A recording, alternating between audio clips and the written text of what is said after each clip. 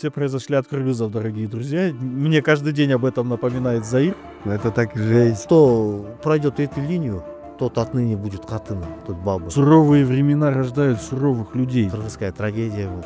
Джаил почти со всеми сыновьями он погиб. Ну вот, набежали, вырезали там их всех. Колпаковский келип пушкалар солдаттар менен өзүнүн казактары менен келет дагы. Кыргызы выступают, как я говорю, часто, да, силовым блоком таким, да, Хаканского ханства. В 840 году, когда они разбили уйгурский каганат, Асманда жылдыз көп, жерде кыргыз көп дегендей. Их казнят же, да, они сделают намаз, на заре, там, ранним утром им отрубают голову. эффект бутылочного горлышка. Когда один народ, они испаряются, остается буквально 10 человек из 100, из 1000. Это все у вас неправильно.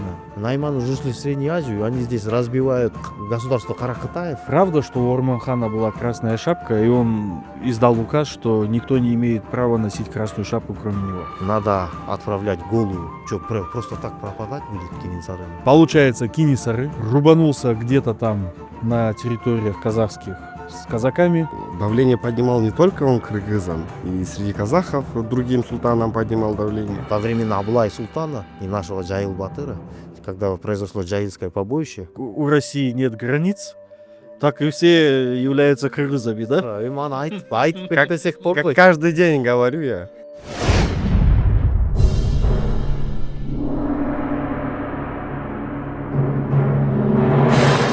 Многие у молодежи, даже у стариков такое, уже мнение устойчивое, что уже в то время, после Тагая, уже там Исыкулем правил род Бугу.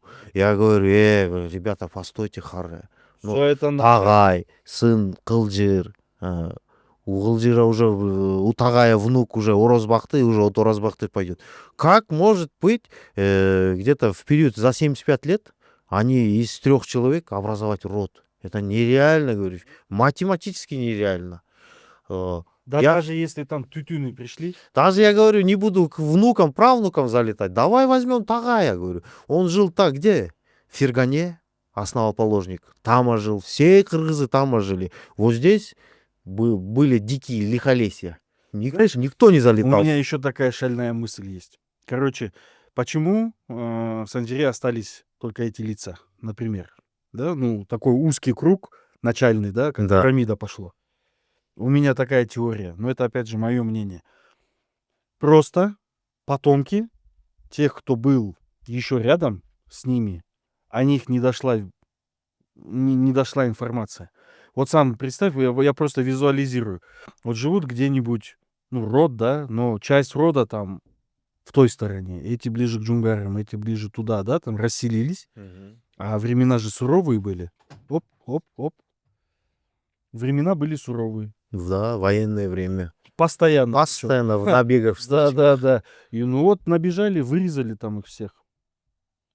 Эти еще помнят, а потом там 2, 3, 4 поколения проходит. Смысл их помнить всех? Предыдущих же тоже не запоминают, кто с Долоном пришел, а кто до Долона был.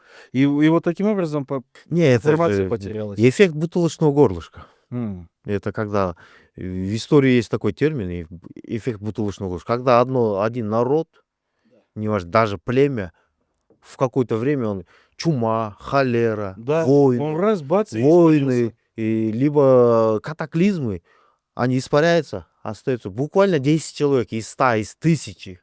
Остается вот так. Потом какое-то определенное время она разрастается, и в одно время обратно сужается. Это исторически, это все сталкивались. Потому что вот Карл Великий был королем франков. После развала его империи, франкское королевство, когда распалось, сразу появились французы, Ну, англичане, да. итальянцы, немцы. Они Да. тоже молодая нация, как Да. и с русскими. Да. В X веке, в X-IX веках они, как нация, они себя не ассоциировали. Все говорили, мы древляне, Резали друг мы друга, русичи, здорово. мы древляне, мы суздальцы. Вот так. И в лесу Да всё даже жили. когда друг друга славянами уже называли, там дай только бошку поотрубать, да что-нибудь, блин, отжать. Это 5 У них секунд. тоже Рюрик же. До сих пор не доказано же. Но все говорят, мы Рюриковичи. Две теории. Да. Нормандская, да, и это. Балтийская то ли, или Нет. какая-то финно-угорская, или какая-то у них, да? Славянская тоже. что-то Нет, есть. это происхождение Рюрика, есть теория варяжская и Да. теория нормандская, да, что он либо оттуда, либо оттуда. Ну, короче, там какой-то свой аралаш был. Наш такая же почти, по сути, он так же получается. Тоже непонятно. Да, как это ж получилось. историки сейчас, академическая история признала, что это Мухаммед Кыргыз. Да. Мухаммед Кыргыз, это он, и все. И на том все, короче, уже привыкли. Покопаться, не знаю. Ну, по времени вроде все сходится. Так. Вопрос в чем? Почему Тагай в то время, давай возьмем в этот век, когда Тагай появился, в то время, если обратиться к истории, у нас будет на русском, на крымском аралаш, да? Аралаш был. Аралаш соға береді, О, как она о, есть. о, о. Да, когда Санжираға айтқанда уже надо кыргызша айтыш керек, да, есть такие термины. Айтып беріңіз. Да. И во время Тагая что происходит? Если взять этот промежуток официальный и посмотреть, что было во время Тагая исторически, документам обратиться, во время Тагая был уже была эпоха Тимуридов. Да. Тимур уже помер в 1405 году. Тимур помер, но набеги Тимура конкретно то расчистили всю землю, все семиречье. Люди остались только в Восточном Туркестане и Ферганской долине. Все города остались. Здесь тоже были какие-то разрушенные города, но факт в том, что поход Тагая, Тамерлана, потом его сына, сына Умара, потом внука Улугбека, конкретно вот здесь скосило людей. И скосило людей, и Люди здесь было не много остались. всего разрушено. Да. Здесь не остались. И почему? Во время Тагая приходит сюда, в Иссык-Куль приходит, именно в Барскон, ставку делает свою. В Санжире говорится, что он обиделся на брата Адыгине, терки. Адыгине и Тагай, ну, как бы они были бы уже, получается, внуками Долона. Да. И были правящей верхушкой в то время на юге. И Тагай в обиде на брата приходит на Иссык-Куль с народом, он говорится. В Санжире, в истории говорит, перекочевал с народом сюда. Перекочевал и здесь создает Тагай свое ханство. И на этой замечательной ноте мы начинаем. Дорогие друзья, урматтуу YouTube көрүүчүлөр, бүгүн биздин ген Кыргыз Санжирасы каналында биринчи подкаст чыгат. Биздин урматтуу Азат мырза менен сүйлөп жатабыз. Эми студиябызда дагы Зайырбек Атанбеков жана мен Антон Миронов. Биздин подкаст аралаш болуп калат. Кээ бир учурда орусча сүйлөп алабыз, кээ бир учурда кыргызча сүйлөп беребиз. Так что таарынбагыла, колдонгула. И эми баштайлы. Да, ну насчет Тагая, тоже мне вчера мой товарищ позвонил. И вот он из Солто, а он такой, как у нас сейчас любят говорить, балконский. Джоумарт, салам алейкум. Вот он у меня спрашивал, все пытал меня, а что, говорит, мы, говорит, южные Солто, что ли? Я говорю, ну, как бы вы, по идее, не южные, да, но ваш отец, прапрадед там, да, Да. он как бы вроде бы с юга переселился уже в сторону Иссык-Куля, в сторону Чуя. Вот, так что очень много у наших друзей и, думаю, у наших подписчиков, пользователей приложения много вопросов. Формат у нас экспериментальный. Мы будем, скорее всего, больше говорить о личностях, о каких-то интересных событиях. Как раз у нас Азат Мырза специалист по таким вопросам. Острые темы, не знаю, будут или нет, но вы всегда можете задать свои вопросы в комментариях. Так что подписывайтесь, друзья, пишите комментарии, ставьте лайки. Поехали. Азат, недавно мы разговаривали с тобой о племени Солто. Да, я прочитал книжку «Семиречье», остался под впечатлением. И там был один момент, который у нас с тобой, ты меня подправил. То есть, согласно книге, это художественная литература. Понятно, что там есть допущения. Автор это все сам как бы подтверждал, но был такой момент. Это очень интересно для меня вопрос. Как-то встречали одного из наместников Каканского ханства, Солто. Было такое. Да, Непосредственно Байтик Батыр. Да. В книге как описано? Приезжает наместник, его встречают, при этом сподвижники Байтик Батыра, да, один Батыр, другой просто кул, они возьмут его, убьют, потом Байтик их отправит с посольством в Верный, Колпаковский их примет, допросят и вместе с помощью отправятся в крепость Бишкек, чтобы ее, ну, так скажем, влияние Каканского ханства ослабить. Мгм. Да? Что из этого правда, что нет? Знаешь ли ты эту историю? Ну, эту историю знаем. Знаем и по Санджаре, и по книгам знаем исторически. Потому что Байтик Батыр это уже не очень далеком в прошлом существовал этот Батыр. Друг, между прочим, друг художника Верещагина, как Верещагин об этом писал. Байтик ничего не оставил на этот счет, но Верещагин писал. Да, Байтик, Байтик это очень интересный, очень влиятельный персонаж в истории, и в истории, и в Санджаре.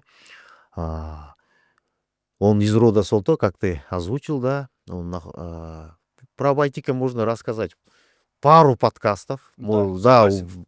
он очень интересный персонаж. Что-нибудь интересное. Вот, Да. вот и про этот момент может быть что-то еще, что вообще я, например, совсем не знаю. Но то, что ты прочел эту книжку, я тоже вот, как и обещал тебе, собираюсь тоже после тебя прочесть эти книгу, да. Ну, в книгах в общих чертах рассказали, оказывается, про это событие. Дело происходило так. В то время наместником Каканского в крепость был, основали. Это была вообще по истории старая крепость, аж до чуть ли не 100 тысячелетняя крепость Да, была. Бишкеки. Да, просто каканцы пришли, и стены на готовом уже. Стены подняли, оборону поставили, и у них там постоянно сарбазы были, они собирали с Северного Кыргызстана дань, получается. Ага. И вот у них там постоянно были сарбазы, штат. И во главе в то время, во время Байтика, в крепости руководил Рахманкул Бек, ставленник Каканского ханства, Сарды. Он рулил, и с каждого бека, манапа, с чуя, он забирал к себе туда, в Пишпек, этих аманатов, сыновей. Мгм. Ну, это исторически это все Это как у практиковали. турков, да? И турков, и везде они брали в то время. В основном кочевые пользовались аманатом. Со времен гуннов. Даже сам Муде Шануй, его отец отправил его аманатом противоборствующую Орду.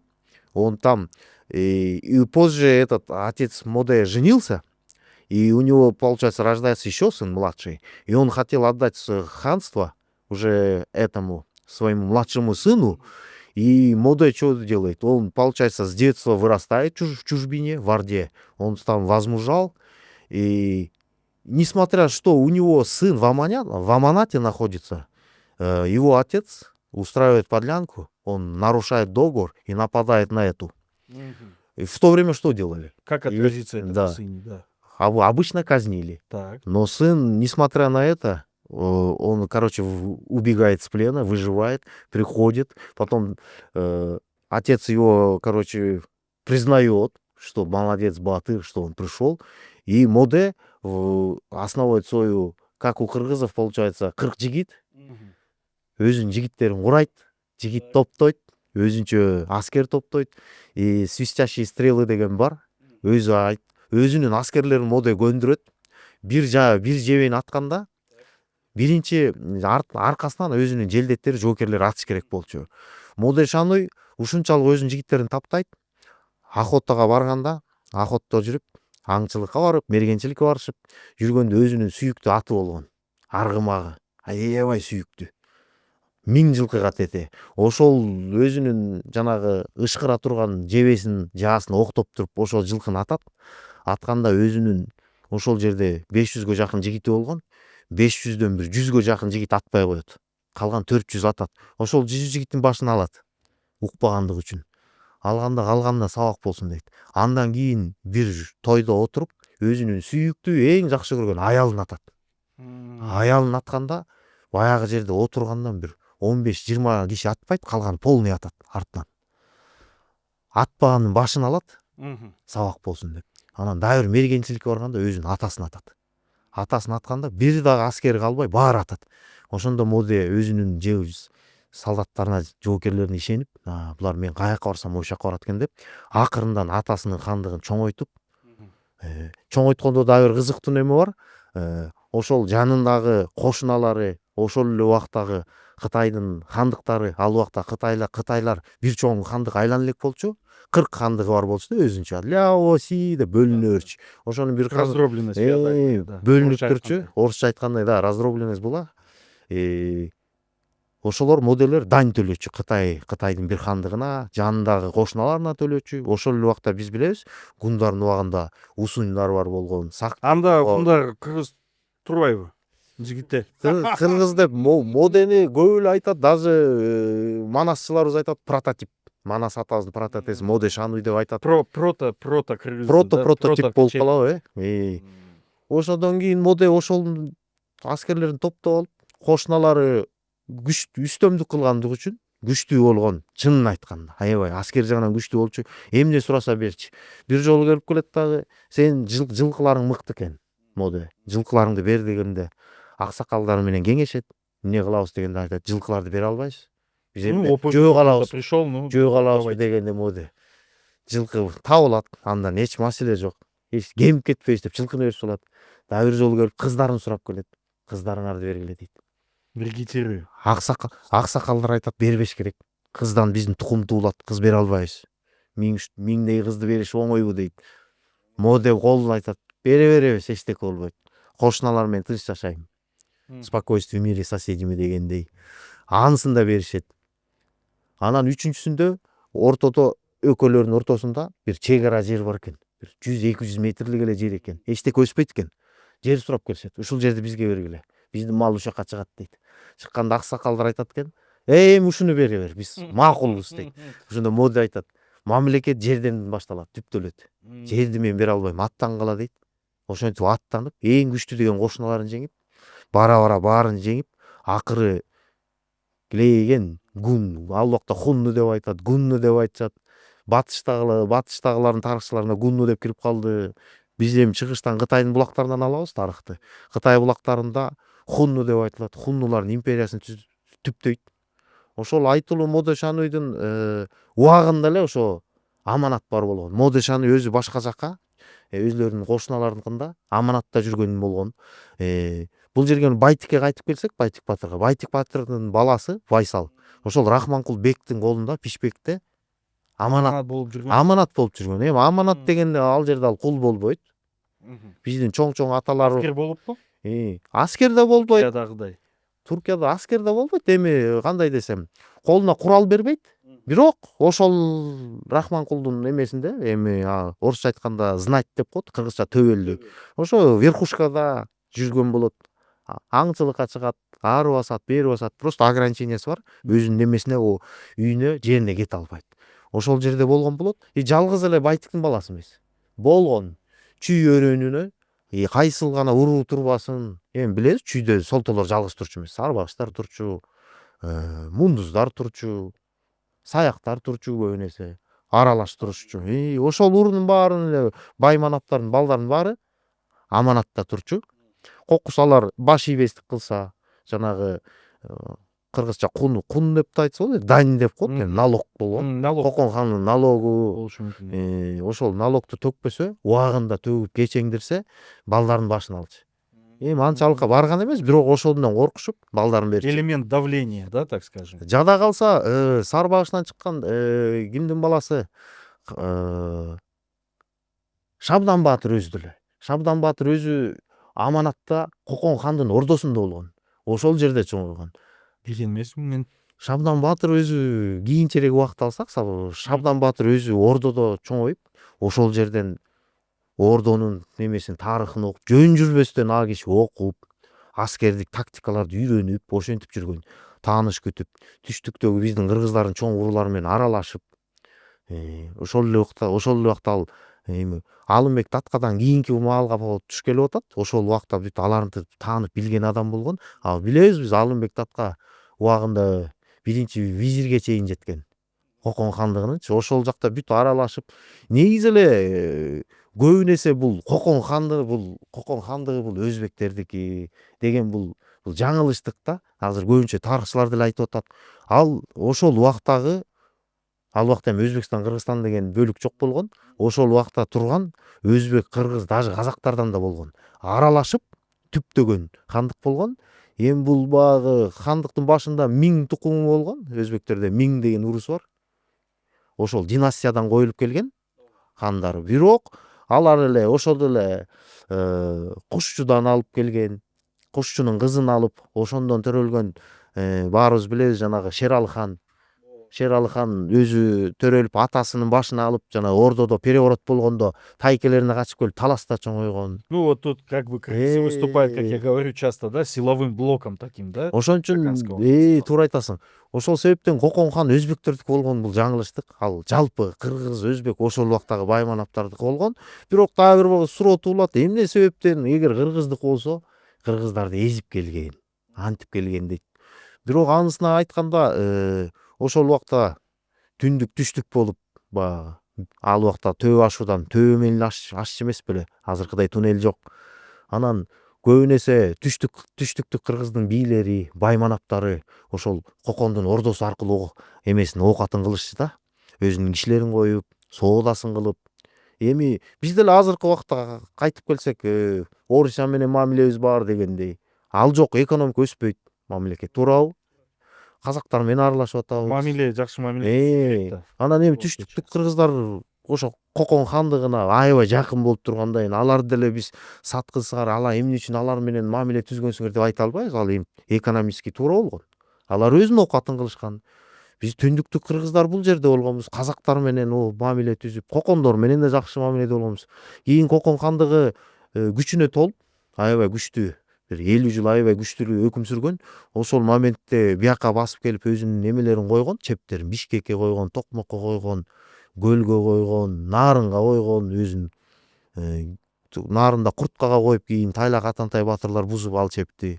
Арап батыры менен согушуп, аябай чоң эмелер. Эми тарыхты айта келсек, көп эле моменттер болгон. Эми кайра, да? Байтикке кайтып келсек, Байтиктин баласы Байсал аманатта турган болот. Бүт эле аманатта турушкан ошол балдар. Анан Байтиктин өзүнүн деле Рахманкул менен мамилеси жакшы болгон. Байтик өзү бала кези таласта тайларында чоңоюп, ошол жерде Ажыбек баатыр менен, ошолор менен мамилеси жакшы болуп, Кокон хандын ошол убактагы бектери менен Кокон Ордого чейин угулган баатырдын бири. Угулган аябай. Чоң Кара Байтик деп да коюшту, Чорный Байтик деп көп баары бери эмелерге чыгып жүргөн. Байтиктин негизи эле дипломатиясы да аябай күчтүү болгон. Байтик жөнүндө айтып атпайм, айтсак көп аябай эфирдин убактысы кетип калат. Анан жана сенин сурооңо эле кайтып келсек, айтор ошо Байтиктин баласы аманатта болот. Анан Рахманкулбек Санжырада эми официальный тарыхта айтылбайт, бирок санжырачылар айтып келет. Ошол Рахманкулбек Байтик баатырдын баласына жаман бир ыплас иш кылып койгон деп айтылат экен да. Ошол Байтикке катуу тиет, эми любой эле адамга катуу тиет укканда. Эми Байтик өзү ушундай авторитеттүү адам болсо, өзү заманын чүйдү полный башкарып турса, Солтон элини манабы бийлик колунда болсо, анан чепти алыш оор. Чепти билебиз эми, крепость деген крепость. Конечно. Бизде ал убакта регулярный армия болгон эмес. Мушка керек болот. Анан өтө албайт, стеналары бийик. Кокон хандыктын аябай өзүнүн эмелери күчтүү болгон, аскерлери. Анан Байтик өзүнө удобный убакытты күтүп, ыңгайлуу моментти күтүп, анан жайында бир чоң той берип, ошо Рахманкулбекти чакырат, келип. Бир баласын чоосун кесип, айтор бир повод менен өзүнө чакырат. Анан Рахманкул жигиттери менен ошондо деле сактык менен келишет, өзүнүн тандалган гвардиясы менен келет, бир 100-200 жигити менен келип, анан баары тойлошуп, антип мынтип отурганда Байтиктин жигиттери акырын Рахманкулдун жигиттеринин бас майылдарын акырын кесип коюшат, качып кетпесин деп. Анан ошол жерде отурганда белги берилип, кол салынат. Кол салганда тилекке каршы Рахманкул ошол жерден качып чыгып, аргымагын жайдак минсе да качып чыгып кутулат. Аргымагы аябай күчтүү экен. Качып кутулуп кетет. Пишпекке чейин кууп келишет. Байтик азыр Байтик деген ордо бар го. Ошол жакта Байтиктин ордосу айыл ошол жакта болгон дешет. Азыр Воронцовка жакта. Ошол жактан өткөрүп ушу Пишпекке чейин бул жибек жолу Правда менен ылдый түшкөндө ошол жакта азыр Кузнечный крепость деп коет. Ошо эски Пишпек ошол жакта болгон. Бир баш ошол жакта, бир баш азыр мечит орноду го. Ооба. мурун ысык көл кинотеатр болгон. Ошол эки жак ошак ошо Пишпек чеби ошакта болчу экен. Ошол жака чейин кууп келишип, жетпей калышат. Бирок основной сала эмелерин кырып, анан курчап алышат Пишпекти. Курчап алып, ала алышпайт.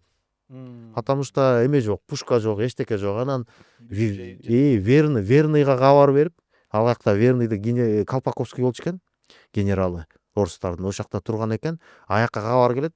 Болбосо ошол убакта Орус империясы өзү кызыгып жүрчү экен. Ооба. Өзүнүн немеси Кантип алабыз, кантип ала алабыз деп. Ооба. Кыргыздар менен акырын сары багыш урусу менен мамиле түзүп жүрүптүр.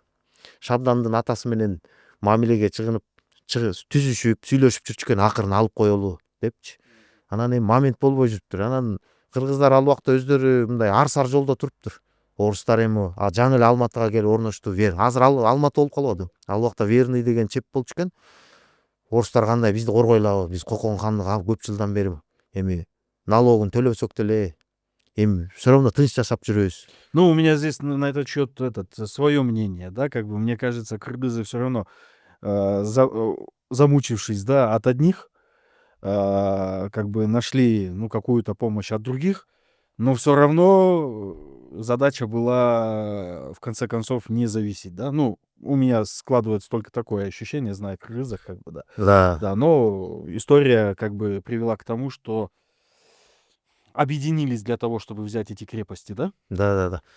Туура ошол эмеде Колпаковскийдин жардамы менен Колпаковский келип пушкалар, солдаттар менен өзүнүн казактары менен келет дагы. Ошонун күчү менен Пишпекти куратышат. Байтик негизги бөлүгү аскерлер Байтик баатырдын жигиттери болгон.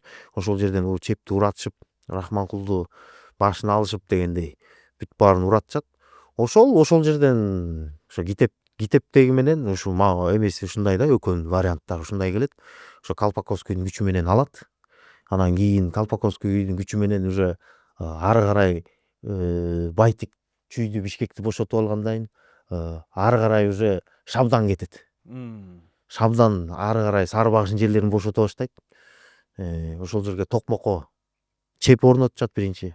Жаңы чеп орнотуп, Шабдандын күчү менен ары барып көлгө чейин барышат. Бирок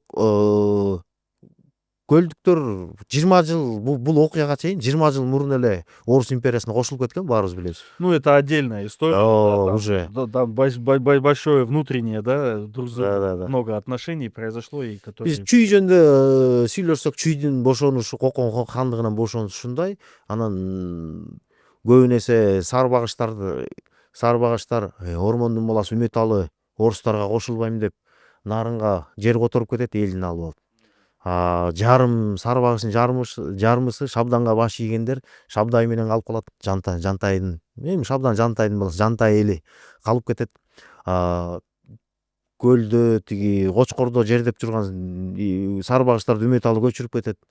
Анан кийин ошо Шабдандын күчү менен ортого түшүп, ошо Шабдан ошо нарындагы кыргыздарды согуш жок, көп потеря жок, мындай кошот, кошулалы, биригели. Акыры орустардын күчү менен ормондой болуп бир өзүбүзгө хан шайлайбызбы, өзүбүз бөлүнүп алалы. Бул Кокондорго караганда орустар жакшы экен. Тем более Байтик жөнүндө айтсак, Байтик кийин ошол Пишпекти эметкен үчүн Орус империясынан полковниктен звание алып, орден алып, ошенткен кийин. Ну, это система такая, да? Система ошондой. Поощрение, да. Надо, дорогие зрители, смысл в том, что все эти дела там не от большой любви раздавались, чапаны там, звания, полковником, по-моему, стать. Да, выше полковника не поднимать. Да, это все нужно было для того, чтобы через знать на данной территории просто управлять народом, да, так что никаких там прогрессивных целей не было, принести цивилизацию или еще что-то, прямые... Колониальная политика. Да. Можно поспорить над формулировками, но смысл сохранить. Да, смысл один и тот же, да. Да, то есть задача была земли присоединить, на землях должна быть своя власть, но никто не предполагал, что начнется Первая мировая война, а потом еще и перевернут все это коммунисты, да. Поэтому, на наше счастье. Да, с одной стороны, на счастье, конечно, вот там тоже было много чего и хорошего, и нехорошего, но в целом история не любит сослагательных наклонений. Если бы было так или было так, получилось как получилось, и в целом об этом у нас и передача. Очень интересно на самом деле, потому что насколько переплетены, да, истории народа, истории тех, кто стоял во главе народа и так далее. Вот у тебя какая, вот есть такая история козырная, да, которая вот вызывает у людей удивление или радость от того, что они ее услышали? Чем бы ты мог поделиться интересным? Для меня тоже было это открытием, одна история. Не как история, а изучение и анализ. Так, получается, все ары карай кыргызча айта берейин. Конечно. Антон, сен өзүң да кыргызча суудай сүйлөйсүң, жакшы түшүнөсүң. Биздин тиги көрөрмандарга да түшүнүктүүрөөк болсун, Санжырага айтсак кыргызча айткан туурараак болот дейм. Туураараак болот. Биз эми айтып коелу, заманбап Санжыраны айтабыз, арысчаны орусча кошо беребиз, өзүбүздүн жалпак тил менен айтабыз. Баягы санжырачылар деп терминдерди айта албайбыз. Эми билгенибизди айтабыз, бирок биздин айтып коерубуз, билгенибиз айтылуу чоң санжырачылардан алынган. Негизи эле кыргыздын санжырасын биз изилдеп чыктык. Өзүбүз. Биз ушул теманы сүйлөөрдөн мурун билели. Мисалы, ар кимде суроо туулушу мүмкүн. Бул маалымат кайдан келип атат, кайдан алынып атат? Биз Осмоналы Сыдыков атабыздын революцияга чейинки китеби бар, Уфа шаарында басылган. Тарых жана Шадмания деген бар, Шабдан батыр жөнүндө жазган. Анан кыргыз тарыхы деген да бар. Белек Солтоноев атабыздыкы да бар. Революцияга чейин Чагатай тилинде, Чагатай тили деген билбегендер үчүн бул араб тилинде жазылган, бирок ушул өзүбүздүн немелерге, кыргыздарга, казактарга, өзбектөргө байланыштырып, оңойлотуп туруп жазылган тил да Чагатай тили. Бул көп жылдан бери ошо Чагатай тили жазылып келет. Жада калса мындан 500 жыл мурун жана Тарих Рашидини жазган Тарих Рашиди деген тарых бар, 500 жыл мурунку. Кыргыздар жөнүндө да көп маалымат бар ал жерде. Ал деле ошо Чагатай тилинде жазылган. Андан кийин Сейф Аддин Акскентинин Мажмуат тарих деген бар. Кыргызга аябай керектүү маалымат.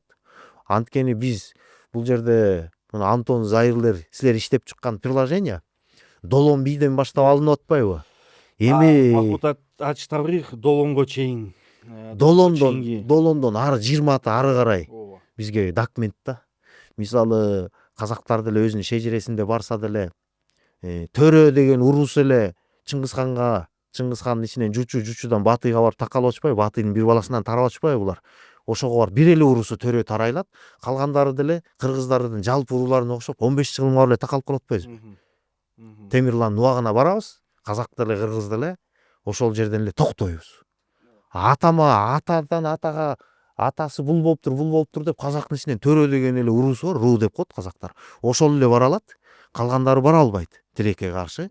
Биз кыргыз деле бара алчу эмеспиз. Бирок ушул бизге Мажмуат тарих деген китеп бизге жакшы маалыматты берет. Жакшы, абдан жакшы. Тагай бийдин 20 атасын берип атат. Бул биз кыргыз үчүн алтынга барар китеп да. 10-чу кылымга бар, дагы 500 жыл ары барып атат. Биз анан силердин приложениеда Долонбийден Агул, Куул, Кызыл Уул. Аларды биз чыгарсак просто эч ким неме таба албайт да, урунду. Ошол издеп табышы оорурак болуп калып атат да. Түшүндүк. Ошол негизи бир чети азырынча бул приложение жаңы колдонуп атпайбы? Колдонуучулар, пользовательдер колдонуп эметкенге туура. Бирок келечекте ойлойм, бизде пользовательдер көбөйсө, колдонуучулар арасынан жакшы эмелер бизге, силерге көбүнчө бул академикалык тарыхчылар эмелер көңүл буруп эметсе, ошолордун батасы менен, ошолордун макулдугу менен обязательно макулдугун берсе, силер ары карай да узартсаңар. Бул мечта да биздики да. Биз каалайбыз буну. Кыргыз эмес, өзүнүн ата тегин 1000-2000 жыл, 3000 жылга алып барбаса. Кааласаңар мен неме адамдан көрчүмүн да. Адам атадан баштап. Адам атадан баштап уже Долонго чейин көргөнмүн. Бирок кандай туура экендигин билбейбиз да. Туура. Ар бир кыргыз, ар бир урусунан, өзүнүн урусун мактанат, сыймыктанат. Эми бизгечи кыргыздарга бизде тилекке каршы кыргыз жазмасын энисейлик кыргыздар хандык кулагандан кийин жоготуп албадыкпы? Руникалык жазуубузду азыр битик жазуу деп да айтылып жүрөт. жакшы бир байкебиз ушул тилде өнүктүрүп жүрөт. Элери деп, битикчи деп. Мен ошо Facebook'тан ошо байкемдин немелерин көрөм. Өзүм да ошо жазманы үйрөнсөм деген келечекте өзүм максатым бар. Өзүмдү ошо битикче жазып, кыргыздын руникалык жазмасы тарыхка бул Орхон Енисей жазмалары деп кирип калды. ооба, Орхон Енисей. 50-55 жылдары Союз убагында, Союз өкмөтүнүн убагында ушуну бир чоң орустун эми жалпы Союздун тарыхчысы кыргызга эле тиешелүү экен. Кыргыздын академиясына келиптир. Өткөндө эле окудум, ушул жөнүндө келиптир, сунуштаптыр. Ушуну Орхон Енисей жазмалары деп эле, кыргыздын жазмалары деп эле кабыл албайсыңарбы деп. Ну, здесь я тоже недавно читал на этот счет статью интересную в интернете. И, ну, мы в маркетинговых целях, да, часто используем, да, понимание, да, там, древняя кыргызская письменность. Извините, те, кто с нами не согласны. Вот, но я встретил такое мнение, что орхоно-енисейская письменность, она была достаточно широко распространена, во-первых, да. Во-вторых, она имела определенные видоизменения под каждой группой народов, да, там, или племен, там, одни чуть так писали, эти чуть так писали, да, но смысл сохранялся. Это как, наверное, сейчас с английским языком, да.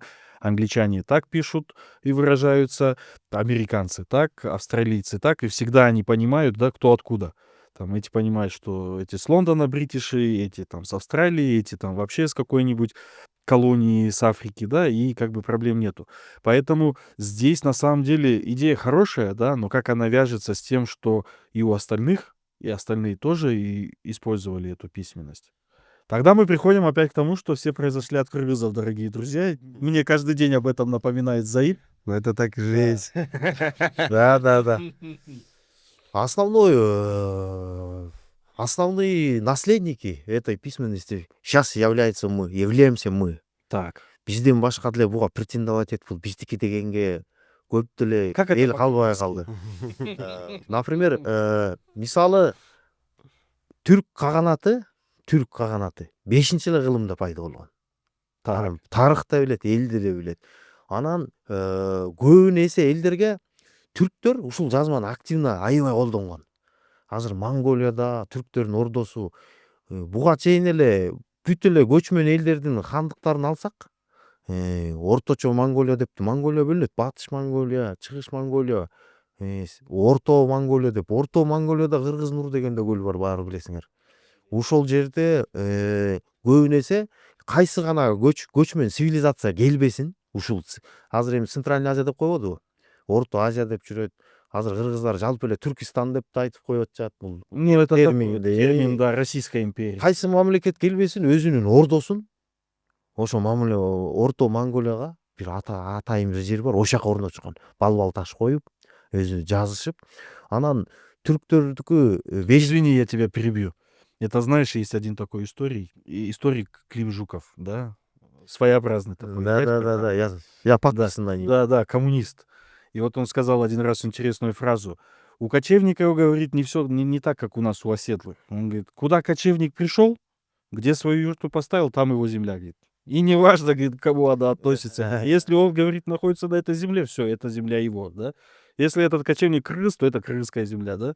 Поэтому неудивительно, да, что там встречаются очень много топонимов, да, и там расселения, там всяких надписей везде, да, потому что, ну, кочевники, ураган, туда-сюда, с востока на запад и обратно. Ну, они, по истории мы так поняли, они придерживались преемственности Орды. Вот именно на территории Монголии одно место все ставили туда, начиная с гуннов. Парадокс в том только, что енисейлик кыргыздар вот, в 840 году, когда они разбили уйгурский каганат тоже там основал свою столицу Ордо-Балык на том же месте. Кыргызы приходят, разбивают, и что странно, они ставку туда не ставят. Они обратно в Сибирь уходят, у них там свои города были. Гемжикент деген бар болчу, чоң шаарлары. Ошол өздөрүнүн шаарына барып эле коюп, өзүнүн столицасын тияка койбой коет. что интересно. Ну, это тоже А, очень и похоже на после- кыргызов. Поменять столицу. Да, кыргызы разрушили систему, Актуальная тема. которая велась 2500 лет. Эта система, преемственность была до кыргызов. Они только разрушают эту систему, өзінің столицасын қойып вот. И приходим к туркам обратно. В 5 веке они образуют свой туркский каганат. И вот эта письменность. До турков в то время было много государств, но в то время кыргызы уже были там. Там активно двигались. По-моему, Да. кыргызы были везде. Везде и всюду. И в одно время же. Да. Сейчас же спорят же, когда енисейские кыргызы там были, здесь не было. Нет, все ошибаются. Здесь тоже кыргызы были. Да. У них Мы свое были время. одновременно. Мы как Одновременно. квантовая запутанность, да. Мы одновременно существуем в двух местах. Аспанда жылдыз көп, жерде кыргыз көп дегендей. Но 1100 лет это тоже хорошее, да, мне кажется, такой период, да, если даже что-то находили здесь на этой Ну, да, это... На этой территории что? Мы из письменных источников узнаем. Ну, это тоже енисейское кыргызское великодержавие.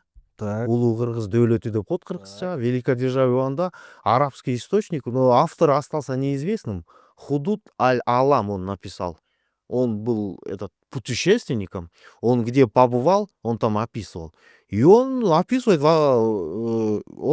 Иссык-Куль.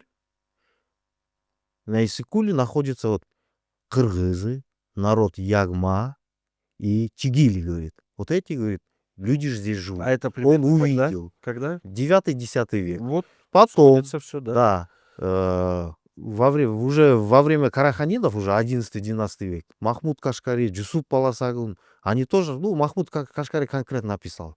Вот здесь живут кыргызы. Насколько я, говорю, помню, вот здесь тоже Чигили, Ягма, Иссык-Куль он описывает. Он же, и кыргызы он тоже описывает. Параллельно уже в Сибири енисейские кыргызы же до монгольского периода они активно были. Все арабские источники туда доходили. И что они, источники, они их не разделяют. Мы же сейчас ввели термин енисейский кыргыз и здешний кыргыз. А арабские источники не разделяли. Они писали, вот здесь живут кыргызы, а основное их государство кыргызов. Но одна поправка, на территории Кыргызстана они не пишут государство кыргызов. Ну, понятно, потому что здесь были Карлукский каганат, Тюргешский Да чё только, каганат, кого только не было. Караханиды были. Кто только не существовал здесь. У кыргызов здесь нереально было основать свое государство, но они были активными членами этих государств. Ну, по-моему, чисто для Да. государства место не вот Да. именно вот, ну, тут тоже надо рассматривать, какая территория, да. А Енисей, Мы же говорим не только о современной границах Кыргызстана, да, то есть, ну, ареал, да, да. ареал-то, наверное, был пошире, но все равно вот нынешние земли, по-моему, не самые топовые для развития государства. Да, согласен. Мы по нашему времени это что же видим, да? Про государственность сразу говорится, что у государства кыргызов уже после X века, и парадокс кыргызского великодержавия в том, что это историки пишут это все, наши и прочие все, даже Бартель пишет. Основной Бартель ввел этот термин, кыргызское великодержавие. Мы не можем с ним не согласиться. Бичурин тоже писал. Не, ну, конечно, Да, если и о нас он- говорят да, хорошо, да, как мы можем не согласиться? Мы гордимся этим, что спасибо Бартелю, что он написал.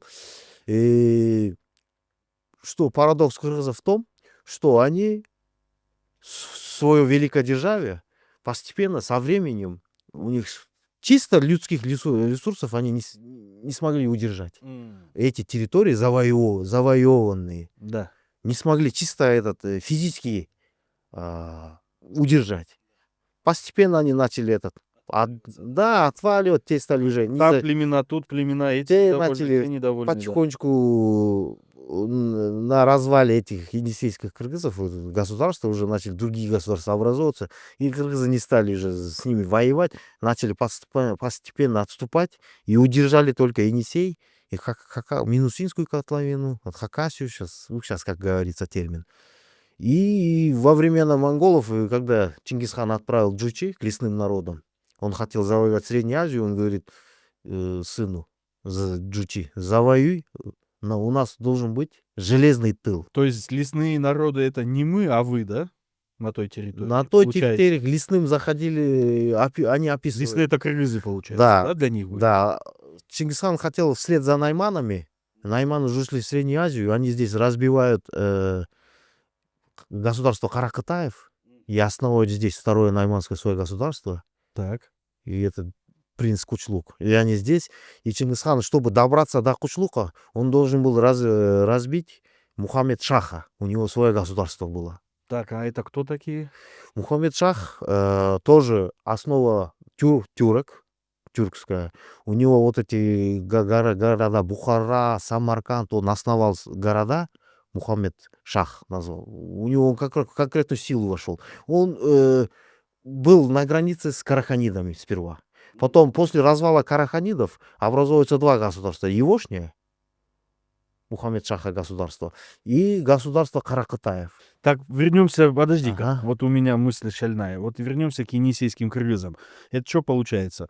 На Енисею Юзюнчою развитие было, да? То есть как бы поделились одновременно на две ветви, что ли, да? Ну, на такие Ну, у две. нас малая ветвь получается здесь, потому что историки упоминают только про государство кыргызов, только енисейских. Про Енисей, про Минусинскую котловину, и Алтай, и часть Башкирии. Вот, ну, у них ареал такой был, остаток от великого державия, остаток такой был.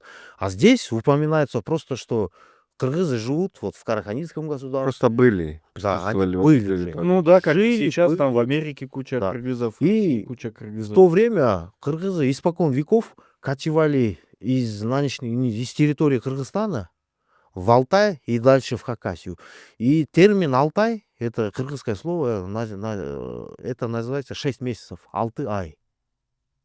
То есть время занимает от Иссык-Куля, от Северного Кыргызстана до даже Южного, перекочевка ровно 6 месяцев, оказывается, занимает. Это доказано. Туда, в Алтай. Ну, Алтай далековато, да? Нет, в принципе, вот Иссык-Куль, потом через Каркыру в Казахстан, Так. и дальше через Казахстан в прямой путь. Всё. Туда, в Сибирь, да? И российский, да, Да. 3 Алтая. Тогда давайте внесем ясность, да, о каком Алтае мы вообще говорим. Да. Ну, по Санджире говорят Алтай, Алтай, ну, не знаю, в то время же на 3 государства не было делено. Да. Но это Дележа получается не было. где-то там, да? Но испокон веков это был маршрут. Там есть Ющилдыс колодцы, где там кыргыз обычно кочевали. Не, это был открытый маршрут, никто там, а сейчас... А что, шлагбаумы казахи тогда еще не ставили? Нет, Таможни не было? Таможни, да. казахи За сами... 90 дней там ничего не... Казахи сами же в 15 веке сюда пришли. Ну что тут, это уже доказано, это не я говорю, это историография. Зашли к казахам, может, про Урмахана, про Кенесары, там недавно же Скандал. был же. Может, ясность Внесем. внесем.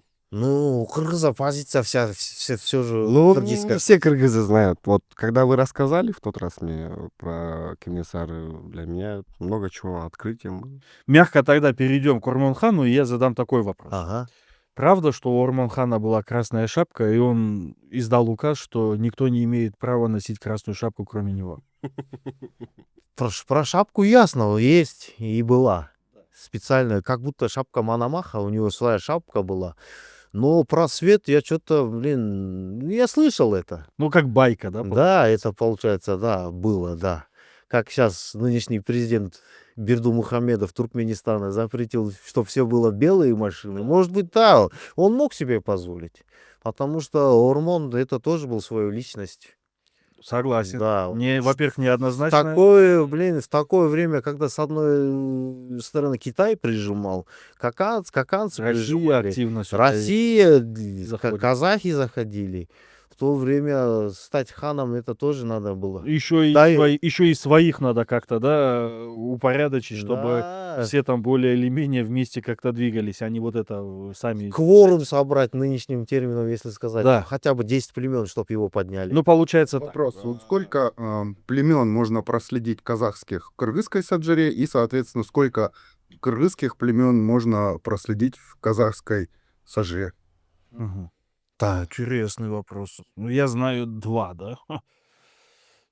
Казахским, да. И с кыргызским, если вернуться вон в те далекие времена, в то время, ну давай вернемся к Санджире, мы знаем, что к кыргызам пришли 3 брата, и вошли в состав кыргызов. Это Чекир Саяки, Мгм. это Чекир Молдо, есть еще Ибраим Молдо. Он стал родоначальником рода Жетиген в левом крыле. А Чекир Молдо стал вправо, он зашел в правое крыло, оң канатка кирип, азыр оң канаттын ичинде Чекир Саяк аталып жүрүшөт. Ошолордун дагы үчүнчү бир тууганы болгон. Атын унутуп атам. Ал болсо казактарга кирип кеткен. Мгм. Казактарга кирип кеткен. Азыр ушул тапта казактардын ичинде Кызыл Бөрк деген уруу бар. Ошол түп насили кыргыз болот. Ошол жанагы кимдер менен бир тууган болот. Андан сырткары Сару? саруу менен кушчулар бар казактын ичинде. Алар эми биз саруубуз, кушчубуз деп айтпайт экен.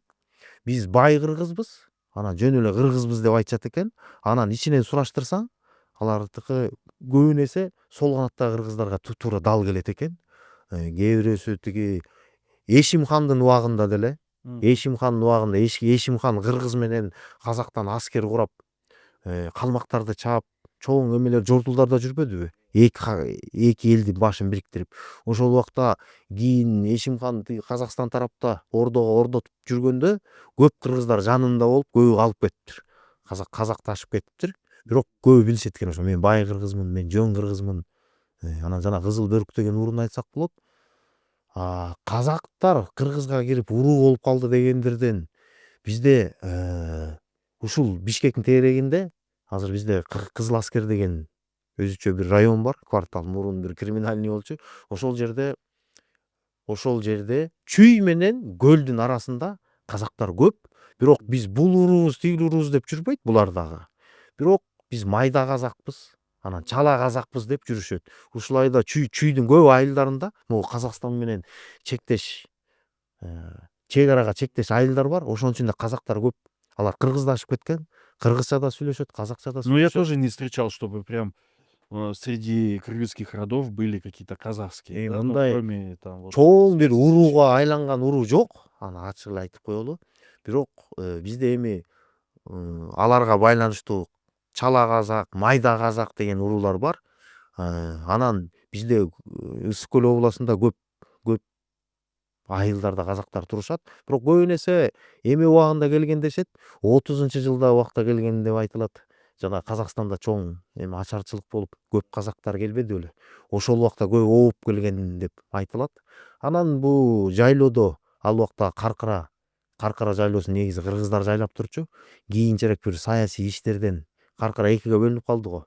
Ошол убакта бул тарапта калып калган, бул бөлүнүп калган. Ошого эле окшош кыргыздар аркы чек аранын аркы бетинде калып кеткен айыл болду. Алар эми ата бабам жери деп бери жер которгон эмес.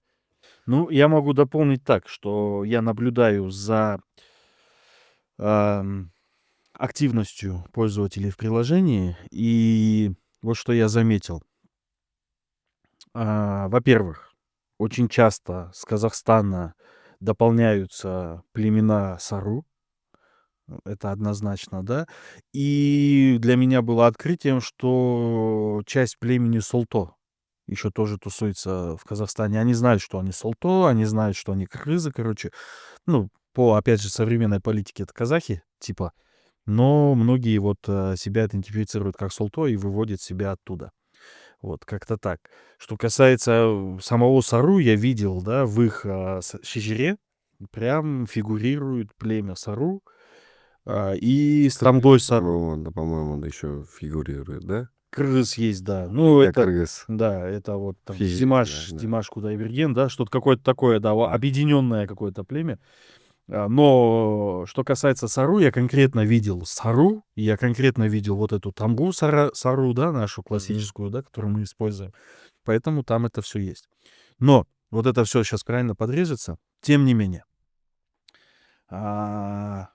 вопрос с Урман-ханом на самом деле очень болезненный, да. Получается, Кинисары рубанулся где-то там на территориях казахских с казаками, у него это не получилось, и он возвращается домой, да. Тут у него назревает, я так полагаю, идея, что надо пополнять войско, иметь силу, что-то где-то управлять, и идет в сторону кыргызов.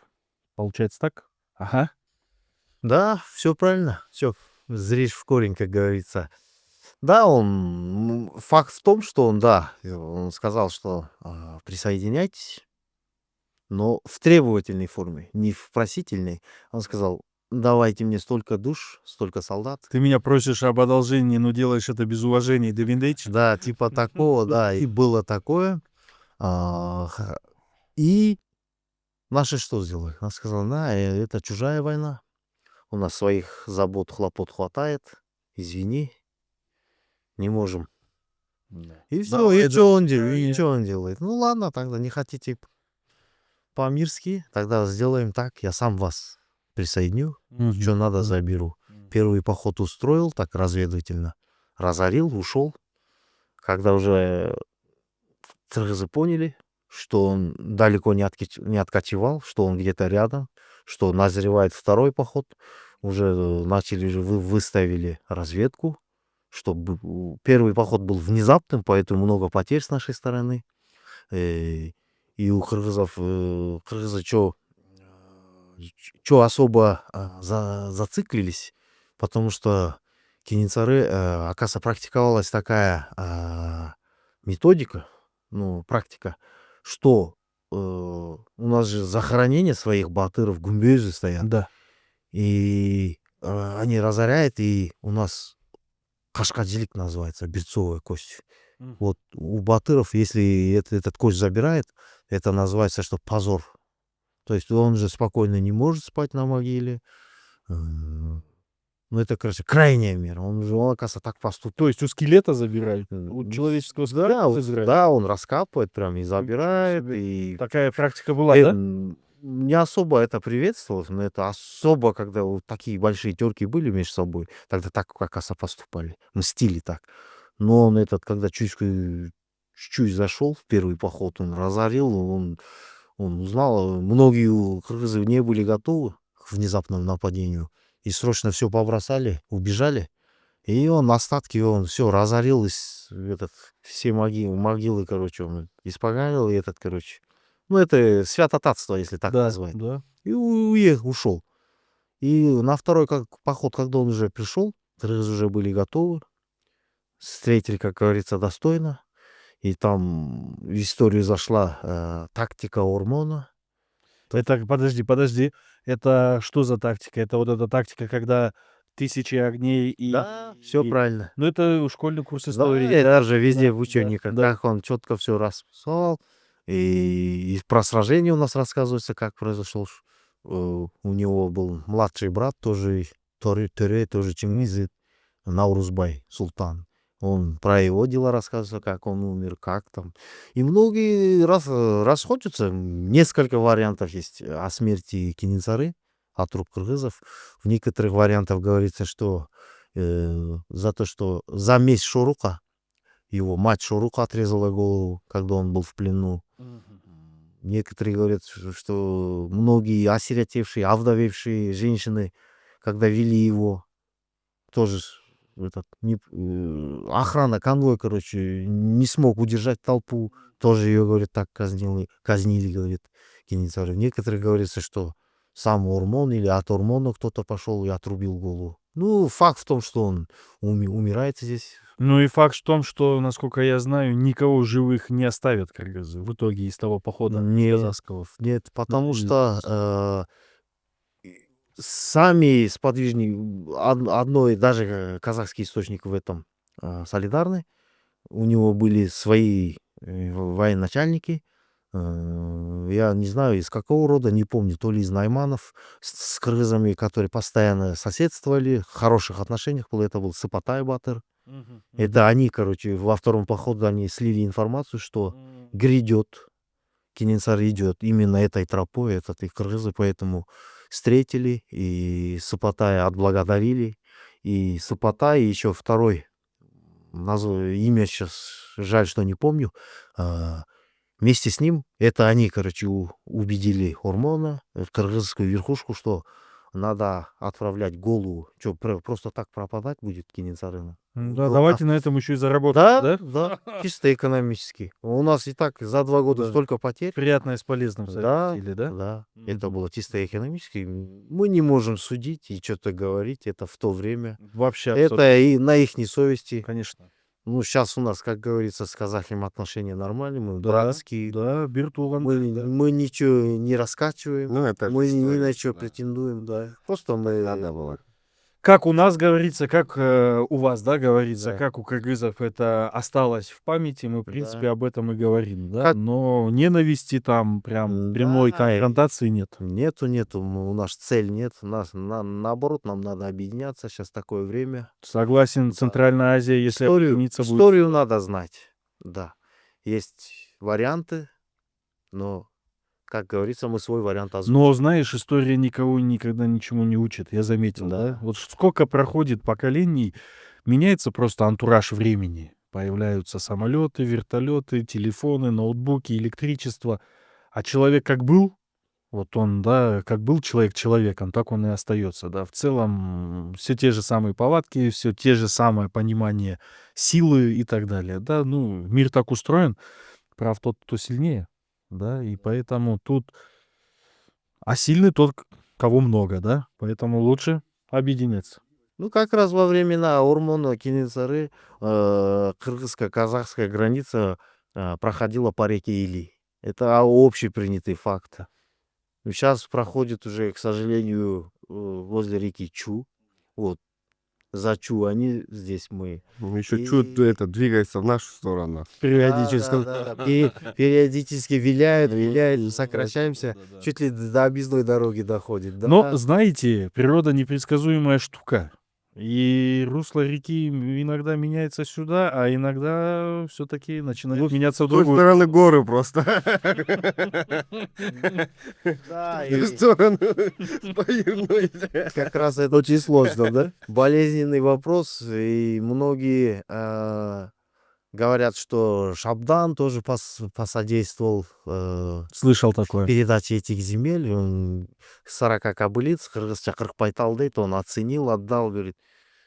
Ну, можно по-разному смотреть, но такого в то время уже, как бы говорится, Российская империя решала уже как, кому какие земли уже. У них в материалах должно было сохраниться, что Шабдан Джантаев. Вот интересно, передал. да, надо вот А, эту вот- версию найти, документы. Действительно ли это так? Да, в архивах надо посмотреть. Так, в народе есть такое слово, есть такой Тоже вариант, слышал. да, что многие земли переданы. Но хотя Шабдан, получается, после Урмона, он где-то через 20-25 лет уже Примерно. начал рулить, да, в такой временной промежуток. Ну, во времена Урмона кыргызы кочевали до Или, до Алматы, получается. Вот Ну- Или, за Или, это там, у них сейчас Кашкелень есть село. Да. А у нас Перед Алматой, да? Да, а у нас вот здесь Каскелень есть. Есть. Это идентичность, это топоним наш кыргызский. И многие земли в сторону Мерке, Джамбул, сейчас это вошли в состав Казахстана. В то время, во время, это уже если вернуться чуть назад, во времена Аблай Султана и нашего Джаил Батыра, когда произошло Джаилское побоище, когда многие из рода Солто и многие из левого крыла, которые помогали, проиграли эту битву. И когда Аблай завоевал эти земли, он обрезал многие наши земли, да. И спасибо нашему предку Тулеберди Батуру, который он пошел белым послом, белый аманат, ақ аманат болып барған Аблайдың. Так. Он отстоял многие наши сейчас в нынешней территории. Мгм. Были, да, такие. Но, насколько я знаю, Аблайхан, ну, опять же, да, у меня не академические знания, но, насколько я читал, Аблай уважал своих противников из числа кыргызов. Да, И Джаила очень сильно уважал. да, Джаинское сражение, да, было. Это тоже объемная история. Да, большая история. Большая история. Это, можно сказать, трагедия кыргызская трагедия.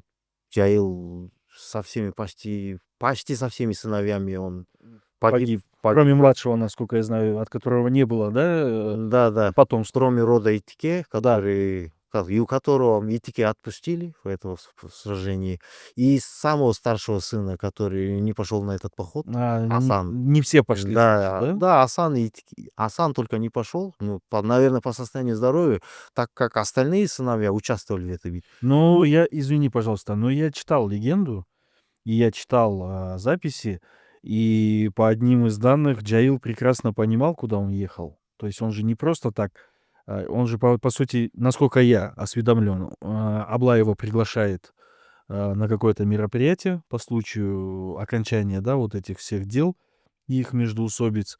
И Вероломно, типа, убивает, да? да, убивает, но при этом это все прекрасно Джаил понимал.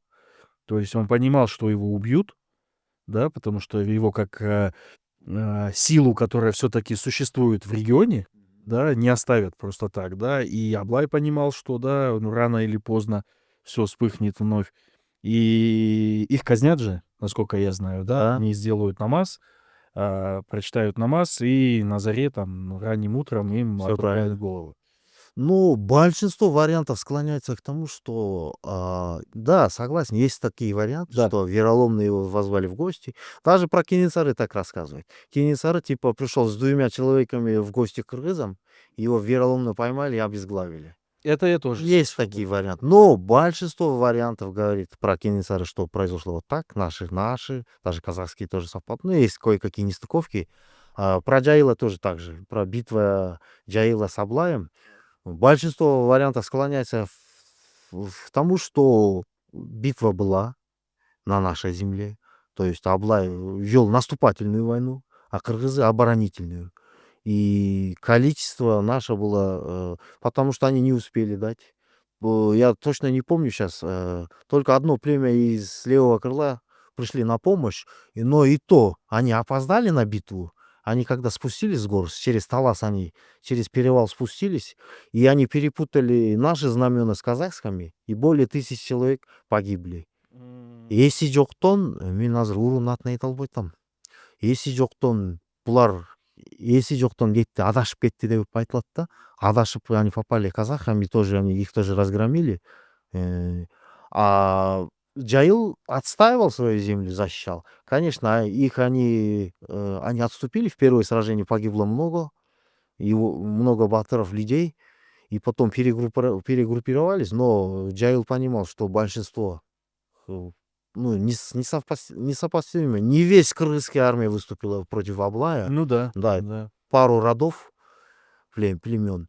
И надо отметить в то время жену Джаила, когда когда битва в самом разгаре, они вот так стояли, и кыргызы начали уже потихоньку в сторону гор отступать.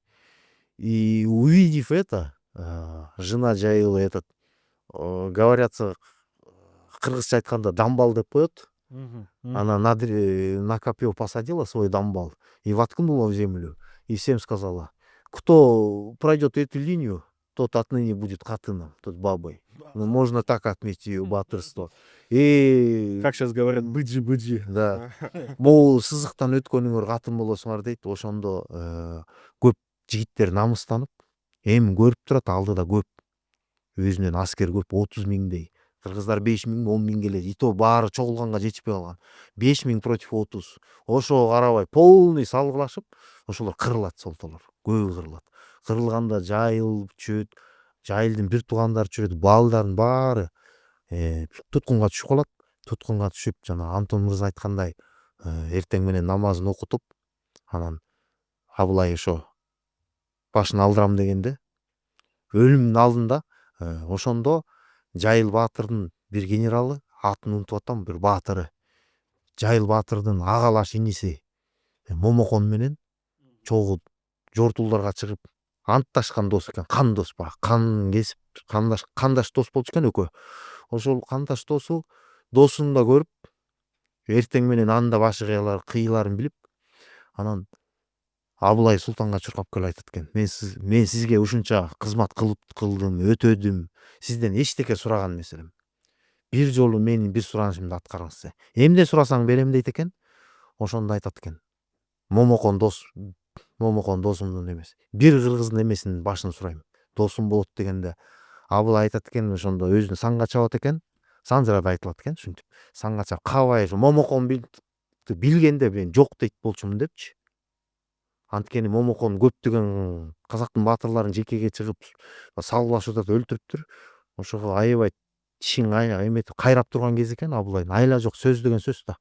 Макул дейт экен. Анан Момокон тиги досу Момоконго келип айтат экен, досум сени куткарып калдым.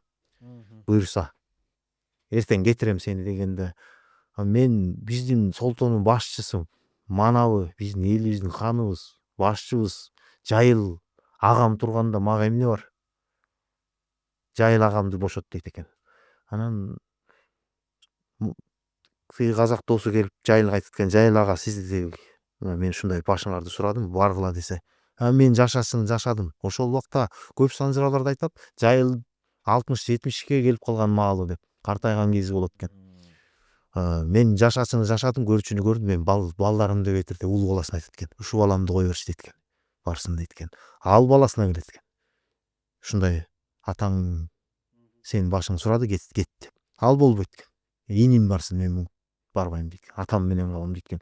Ошентип отуруп акыры Итикеге келет экен очередь. Итикеси үйлөнө элек кез экен, ошондо эң кичүү баласы.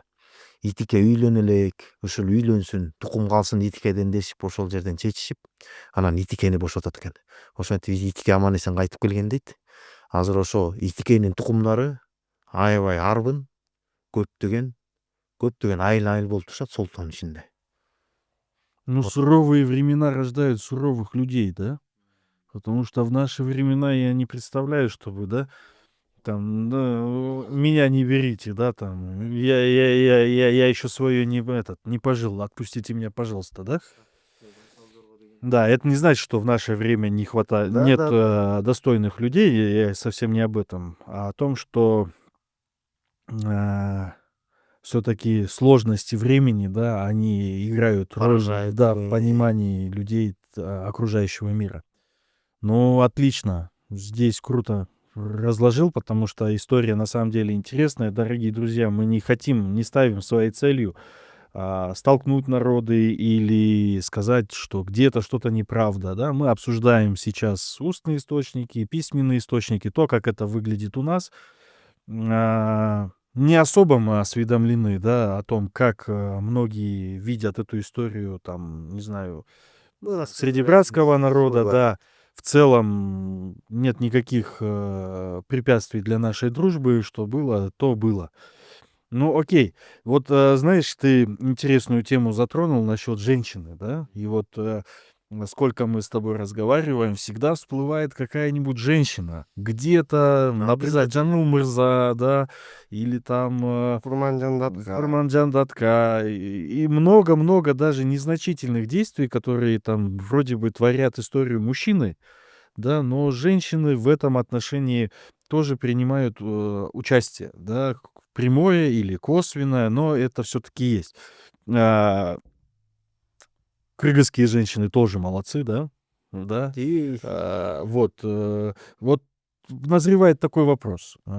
Часто сталкиваемся с мнением, что в кыргызской санжире в нашем приложении не должно быть женщин. Это только там суровые мужчины, которые несут с собой X-хромосому. Ты как считаешь? Честно. Честно, я скажу, что сейчас время новое, нас и так мало, и тем более женщины, девочки, наша вторая половинки составляют большинство нынешних населения. Да. И если идет цифровизация, вот время такое, да, новое, я согласен с тобой абсолютно, что надо включить девчонок тоже в санжиру, в наше приложение, ваше приложение, чтобы Наше приложение. да, Общее. чтобы Да. в приложении они тоже смотрят, они тоже пользователи, они тоже люди, они тоже должны жетата. Да. Жетатасын билбеген жетесиз кул деп коет. ошо тегин билсин, албалар деле билсин. А жанагы аксакалдар, ата бабабыз айткандар эркектен эркекке айтылсын. Эркектер отурган жерден эркектер айта берсин. Мен мисалы айтпайм да. Мен атам бул, энемдин энеси бул деп айтпайм да. Атамдарды айтып кете берем. ооба Бирок энемди дагы, тайымды да билишим керек. ооба Кыргыз деген өзүнүн ата журтун да билиш керек, тай журтун да билиш керек. кыргызда сөз бар го, эр тагазын Эр тайын тагаз тартат деген ооба. тайын тартат. Көбүнө эсе эркек балага 70-80% ученыйлар өздөрү айтып атат го. Тай жактан көп Ооба, кан көп эне тарабынан. Анан дагы кошуп кетчү суроо, тарыхта ошол Жаңыл мырзадай, Курманжандоткадай дагы ошондой бир персонаждар, аял заты мындай кыргыздын тарыхына таасири тийген дагы кандай адамдар болгон, аял заты болгон бизде? Негизи Антон мырза айтып кетти го. Ошол убакта суровый заман болчу экен, элдерде суровый болчу экен, карачымы өзүн бошотуп атса, жок мен барбайм, байкем барсын. Ал бар, ага айтса иниси барсын деп.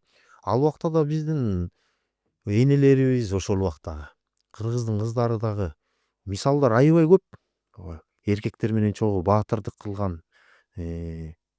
Жалгыз эле Жаңыл мырза эмес.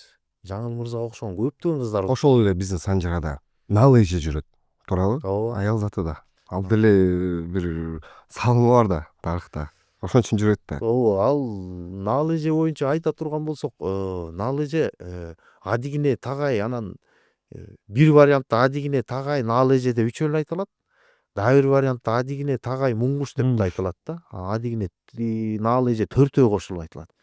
Эми баятан бери айтып атканда Антон мырза да айтып өттү го. Санжыранын ар бир варианты жашаганга укугу бар да. Биз бул вариант туура эмес. Только моуну айтышыбыз керек. Муну чийип салышыбыз деген болбойт. Бул Санжыра деген биздин ата бабабыздын, бизде эми баягы Орхон Энисей жазмалар дебедикпи, руникалык жазуу. Ошодон кийин биз баягы андан кийин араб тилине өтүп кеттик, Чагатай тилине өтүп кеттик. Ошо менен жазуубузду жоготуп коюп азыр кайрадан жандандырып келатпайбызбы? Анан ортодон жазма жоголуп кетти бизде. Эми жазма болгон Чагатай тилинде жазган элдерчи, бирок аз болгон. Көбүнө эсе элдер ооз-эки устный формада айтып калган да. Манасты деле, эпосту деле баарын айтып, ошондон Санжыраны да сактап калган да. Анан тигил вариантты биз чийип салганга болбойт. Себеби ал Санжыра ошол адамга келиш үчүн эмне деген эмеден өткөн. Атадан балага, баладан небереге, монтип ата бабадан ооз-эки берилип, ал туура эмес болсо деле, мисалы, туура эмес болсо деле ошол вариант жетти да бир адамга. Ал биздин кыргыздын ошол адамдын, уруунун мындай бир памяти деп кой, мурас катары Мурас. аманат да, аманат. Бизден атадан бизге келген аманат. Эми биз азыр жазганды үйрөндүк. Жазып кайраданчы эми кириллицада жазып атабыз, англисче жазып атабыз, азыр тиги латиницага өтсөк деп атабыз. Ал не суть да? Биз жазганды билебиз. Азыр бүт кыргыздын баары программ тилдери билебиз да. 100% азыр биз өзүбүздөн программисттер чыгып атат. Мына сен, Антон, мына Зайыр, сен ушул программаны түзүп чыктыңар. Программистсиңер, баарын жасап атасыңар. Даже жазма эмес, силер компьютер менен жазып атасыңар да. Ошол эми Кудай силерге насип кылып буйруптур. Ой. Ушул биздин Санжыраны цифровой вариантка силер өткөрүп атасыңар да. Бул силердин тарых силерди унутпайт. Бул аябай бир чоң эмгек кылып атасыңар. Силерге дагы ушу студиядан эмеден дагы бир алкыш, бир рахматымды айтып коеюн. Мен биринчи көргөндө аябай сүйүнгөм. Ушундай сен ооба сендей адамдар бизге жардам берип атат да. Эми Силерсиз биз дагы көп кыла албайбыз да. Ошол үчүн силерге сага мырза тоже рахмат айтабыз. Ооба, өзгөчө бир ушундай рахматчылык да. Бирок макул. Жаңыл мырза жөнүндө кыскача маалымат бере аласызбы? Жаңыл мырза кызыбыз эми Нойгут деген уруудан болгон, кыргыздын. Байыркы Нойгут деген уруусунан. Эми кыргыздын, мен ушул жерден айтып коеюнчу, кыргыздын уруусунун баары эле байыркы. Биз азыр силердин приложение менен силер өзүңөр түшүндүрбөдүңөрбү? Эмне үчүн Долон бийден баштадыңар? 500 эле жылдык тарыхты алдыңар. Андан ары кассаңар 1000 жылдык, 2000 жылдык кете берет. Бул Долон бийден алганыңардан башка биз бүт эле уруу жылга такалбадыбы? ооба. Анын тарыхы кем ар жагында жок деген сөз эмес. Силер баягы цифровизация аркы беркеге силерге азыр удобный экен. Эми Кудайым буюрса ушуну аянат чыбасар, силер өткөндө айттыңар миллионго жеттик деп. Бизде 7 миллиондон ашык кыргызбыз. 8ге эле таяп калса керек, азыр перепис боло элек да. Ошол 8 миллионго аман эсен жетип алсаңар, анан эми келечекте ары карай да жылдырабыз деп айттыңар го өзүңөр. Кеңешип, кептешип. Буюрса ошондо баарыныкы эле кирет. Ал себептен Нойгут деле кыргыздын байыркы урусу Манас эпосунда айтылат. Манас эпосунда Извини, как у России нет границ, так и все являются кыргызами, да? эми аны айтып кетпесек Как болбойт. каждый день говорю я. Да. Байыркы уру деп айтпай койгонго ооз барбайт, айтыш керек. Нойгуттарды билебиз. Манас эпосунда аябай кенен айтылган уру. Атактуу Чубак, Ак Балта, эмне деген Манастын чоң каармандары ошо Нойгут урусунан болгон. Нойгут урусу кийинчерээк жанагы Арал деген жылкы тукумун өстүрүп аябай жакшы турушчу экен. Ошол убакта Жаңыл мырза туулуп, мырзачылыгы менен ошо Нойгут элин атасынан кийин уулу жок болгон окшойт да. Ошо өзүнүн Нойгут элин башкарчу экен, баатырлык кылчу экен, атактуу. Атагы жалпы эле кыргызга эмес, казакка, өзбөккө полный тараган экен. Баары билишчү экен Жаңыл мырзаны. Ошол убакта Жаңыл мырзанын жада калса тайганы атактуу болчу экен. Манастын жана Кумайык деген ити сыяктуу эле анын сары тайганы Кашкырды алчу экен. Мыкты болчу экен. Анан ошол убакта айтышат, ошол Какшал тоолорунда ошол убакта Нойгуттар ошакта жердешчү экен да. Чыгыш Түркистан азыркы Кашкар, Үрүмчү ошол тараптарда көбүн эсе Баткендин бир бөлүгү дейт. Ошол жакта турчу экен Нойгуттар. Анан баягы баатырдын даңкы алдында жүрөт дейт эмеспи? Ошол сыяктуу Жаңылдын дагы, Жаңыл мырзанын да даңкы көпкө тарап, кыргызга жалпы таралыптыр. Ошону Сарбагыш урусунан чыккан Түлкү батыр биринчи аялы кетип калып, биринчи аялын кетиришип, болгону биринчи аялынан Тынай деген эле бала калыптыр. Ооба. Ошол Тынай калат. Тынай калганда энеси алып калат, аялын кетиришип, анан бойдок жүргөн убак экен. Анан ошол Түлкүгө сен эми баатырсың, чоң Сарбагышты башкарып атасың, сага татыктуу жар керек деп Жаңыл мырзаны кеңешишип, туура көрүшүп, анан ошо Жаңыл мырзаны алып келебиз дешип, алдын ала куда түшкөнбү, кабар бергенби, ал айтылбайт экен. Айтор Түлкү, Ак Чабак, үчүнчүсү дагы ким? Түлкү үч. Кудаян го дейм. Жок. Ооба. Хан Кудаян. Ооба. Хан Кудаян. Ооба. Жок, Хан Кудаян тирүү калат. Үчүнчүсү дагы бирөө. Үчөө биригишип элдүү эми үчөө жалгыз эмес эми жанында жигиттерин алып алышып, ошо Нойгуттарга чейин барышып, ал убакта кыргыз кыйын экен. 6 айлык, 7 айлык жолду ат менен эле басып койчу экен. Ошончо жерге барышып, барганда Жаңыл мырза өзү жортулга кетип жок экен. Анан эмне кылабыз десе, баатыр болсо баатырдыгын көргөзсүн деп булар Нойгуттун элин чаап, эми көбүнчө малын чаап, анан жылкысын айдап кетишиптир. Алардыкы баягы айтып атпаймынбы, ошол убакта Арал деген породаны өстүрчү экен, атактуу жылкы. Бир Арал породонун бир жылкысы берки жылкыга алмаштырганда 100 жылкыга тете болчу экен. Аябай күлүп, чыныгы баягы кыргыздын жылкысы болчу экен да, баягы Манаста айтылган чоң породистый жылкычылар болчу экен, Нойгуттар кармачу экен. Атактуу.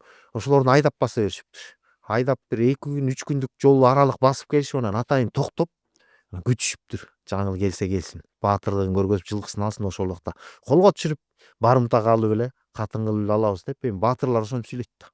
Азыркыдай бизде жумшак сүйлөө жок ал убакта. Ата-бабабыз ошондой корс. Не, ну я бы сказал, что и сейчас кыргызы не особо нежно разговаривают, да. Ошол убакта ата-баба азыр эле кандай илгери ойлоп элестетпейсизби? Конечно. Все Корс- четко по факту и, по-моему, коротко. Анан турушканда Жаңыл мырза келет экен дагы акырын кечинде келип от жагып отурушкан экен.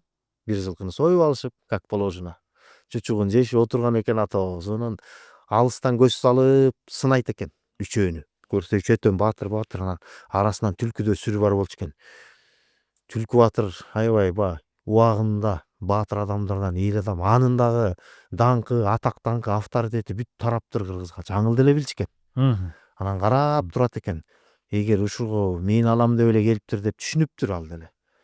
Негизи басып алам, кырып алам деген адам полный элди кошо кул кылып айдап кетет экен да. Булар жылкыны айдап кеткенден, еще кетип калбай күтүп тургандан эле түшүнүптүр. Мени күтүп атыптыр. Мени эмнеге күтөт? Ал деле угуптур, түлкү аялын кетирген. Ал да бойдок.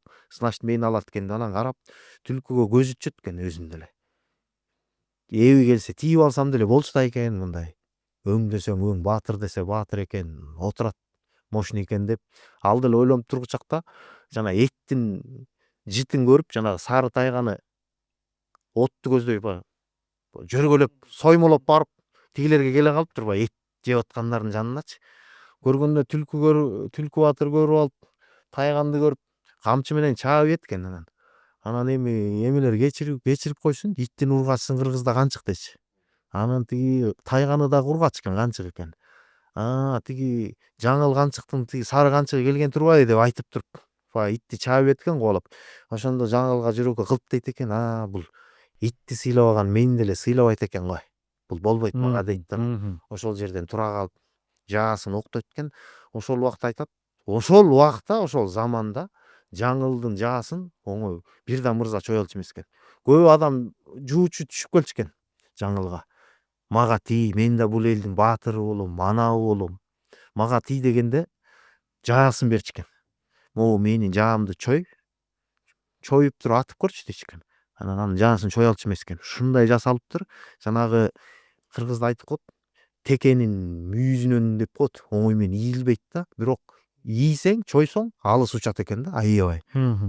Ошол жаңыл өзүнүн жаасын өзү эле тарта алчу экен. Анан ошол жаасы алыс уччу экен аябай. Ошол убакта элдер бир 100 метр, 150 метр атса, жаңылдын жаасы бир 300 метрге чейин уччу экен да. Анан жаңыл ошол жаасын октоп алып туруп айтат экен. Ушул жерден баарыңар эметкиле, жылкыны таштагыла да кеткиле, бирөөңдү да атпайм. Жөн эле кетип калгыла. Куралыңарды кармабагыла дейт экен. Жаалары, найзалары, кылычтары бүт жерде жатыптыр. Албагыла дептир. Өзүңөрдүн жылкыңарды, атыңарды минип алып кеткиле. Болуптур. Ушунча келип турсуңар. Жылкыларды айдай кеткиле. Ушунча келгенден кийин жөн кетпей, расходду жаап кетсин, жол кирени. Жылкыңарды айдай кеткиле дейт экен. Десе тигилер үчөө алыс турат, көрүнүп турат, айдын жарыгынан турат деп. Прикинь, оставьте всё. Как обратно возвращаться? 300 метр. Раз неизбежен, по-моему. Да. 300 метрди көрүп алып, тигилер деле, мунун жаасы жетпейт го деп тура калып, курал жарагын кармай баштайт экен. Аттана баштайт экен. Ошондо үчөөнү үч ок менен эле сулатып салыптыр ошол жерден. Жүрөккө атыптыр, үчөөнү атып, анан бирөөсү ошо дагы бир жигити турбай жатып калыптыр. Ошого басып келип айтат экен. Атасы ким билинеби? Вообще, этот жаңыл мырза. Жаңылдын атасы ошо айтылбайт, ошо жаңыл мырза деп эле. Жаңыл Кайдан үйрөндү ушундай да? баатырчылык кылып. Ошо атасы да баатыр, канында бар окшойт да. Ошентип үчөөнү атып, анан ошол жерден жанагы жигитти тургузуп айтат экен, болду, калганыңарды өлтүрбөйм. Ушул жерден бир жылкыны сойгулам, үчөөнө Куран окуп коелу деп, ошол жерден эле көмүп үчөөнү Куран окушуп, анан жылкылардын баарын берет экен. Айдай кеткиле болду деп. Анан сары багыштар келет экен кабар, ушундай 3 баатыр тең бир кыздан атты дегенде сары багыштын баары намыстанып, нойгуттарды чабабыз деп. Бир вариантта казактардан да кошуун келет дейт. Нойгуттар ошондо тың турчу экен. Жалгыз алыбыз келбей калбасын, жол алыс дешип, аябай уюшуп барышкан дейт, жалгыз эмес. Бир вариантта жанагы кимди Жылдызбек деген баатыр барган дейт. А бир вариантта тигил кошулган дейт. Көптөгөн жигиттер топтолуп алышып, кимдин өчүн алабыз деп барышыптыр. Барып нойгуттарга барышып, сразу кол сала албайт, жаңылдан коркушат. Анан жаңыл жоктот байкап, кол салышып, айтор жаңылды колго түшүрүшүп, барымтага алып, анан алып келип, анан ошондо жана Кара багыш уурусунан дагы Калматай деген барган экен, возрасттагы экен. Анан сен биз менен ошончо бардың, жаңылды сен ал деп жаңылды ошого беришип, анан жаңыл ошол Калматай менен туруп калат экен, нике кыйып турат экен. Өзүнүн ошол убактагы эмелер жоокер кийими бар болчу экен. Снаряжениясы жаңылдын аябай кымбат турчу экен. Доспехи дегендейчи. Ошо жоокер кийимин алышып, жаасын алып коюшат экен да. Жаңыл Калматайга бир кыз төрөп берип, ошол жерде туруп калат экен 1 жыл, 2 жыл.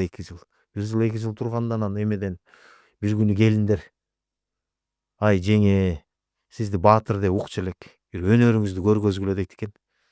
Анан жаңыл айтат экен, мен өнөрдү көргөзүш үчүн менин жаам керек. Жааны тартыш үчүн өзүмдүн кийимим керек. Анан мен жааны эмес үчүн өзүмдүн атым керек. Что-то разводом попали. Ошентип кыздарды алдап баягы өзүнүн атын, өзүнүн эр токумун токутуп, курал жарагын алып, кийинип жоокер кийимине. Анан чыгып туруп, анан жаа менен эрдиктерди көргөзөт экен, алыс атып, бир жааны аспанга атып түшүп келатканда ошол жааны ортосунан жара атып кайрачы, жебесинчи. Ошондо эрдиктерди көргөзүп туруп анан айтат экен, болдугула, мени издебегиле. Менин күйөөм келсе айтып койгула, артка ман кубасын. Бир атып өлтүрүп коем. Мен кеттим деп аттын эле жайла бастырып кетип калат экен. Анан эле кабар келет да элдерге. Жаңыл кетип калды курал жарагын алып дегенде, анан Калматай намыстанып атын минип жанына жигиттерин алып артынан куйт экен. Анан кууганда жаңыл кыйкырат экен. Өз ажалың өзүңдө, кубалабай эле кой дейт экен. Укпайт экен. Ошондо биринчи ок менен башындагы тебетейин атып жүрөт экен. Анда да болбой койгондо өз ажалың өзүңдө экен деп бир вариантта атып өлтүрөт дейт Калматайды. Бир вариантта атын атат дейт. Ошондо артка тарткан дейт да. Ошентип анан өз элин издеп келсе жаңыл жок нойгуттар жер которуп кеткен болот. Уже какшалдан которуп, бир вариантта тиги Лобнор дарыясына, азыр Чыгыш Түркістанда Лобнор деген бар, ошол жака кетип дейт, андан ары жер которуп, ошентип жерден жер которо берип нойгуттар. Азыр тарапта ушу Баткенде дейт, Чыгыш Түркістанда, Өзбекстанда турушат экен. Ошо Жаңыл мырзанын окуясы ошондой. Ошондо получается, да? За ней поехали. Вот там 4 сына, да? Эрдене, ну, младший, как Үчкө, Сарсеит, да? Эрдене, вот они, братья, да, поедут за ней в итоге. Үчүккө, Түлкү, Кайсан болобу? Давайте я сейчас. Акчабак. Үчүкө, Түлкү, Кудаян, Эрдене. 4 баласы болчу Сарсеиттин. Ошо Сарсеиттин ошо ошол 3 баласы барат да. Анан ошо Кудаян жалгыз калып, ошо Түлкү өлгөндөн кийин бийлик Кудаянга өтүп, кийин хан Кудаян аталат. Но у него сложности были, по-моему, да? Ооба, ошол убакта Молодой. хан Кудаyan хандык болуп турганда калмактар келип чаап, кыргыздар жер которот. Ошондо тиги Фергана тарапка, түштүк тарапка Гуляр, Гисар, Тажикстанга чейин кыргыздар жер которот. Казак менен кыргыз чогуу элечи. Кыргыздар кайың саап ичти деген сөз ошондон калган да. Березаны согун ичишип ушунчалыкка кыйналышыптыр, муктаж болушуп.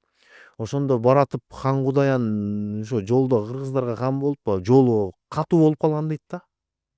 Аябай эмечи. Кандай десем, несчастливый деп коет го. Бактысыз болуп калган кыргыздар ошол как раз ошонун Ну, убагында сложное время. калмактар чаап, анан барат өзү деле бир жолдон бир жерден анан өлөт. Ошентип кыргыздар ошондон көп жыл азап чегет. Азап чегип анан кийинчерээк анан кайтышат го. Ну, так или иначе, он получил, да, звание Вия правого крыла.